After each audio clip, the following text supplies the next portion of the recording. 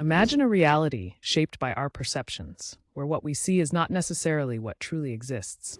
Do we experience the world as it is, or merely as our senses interpret it?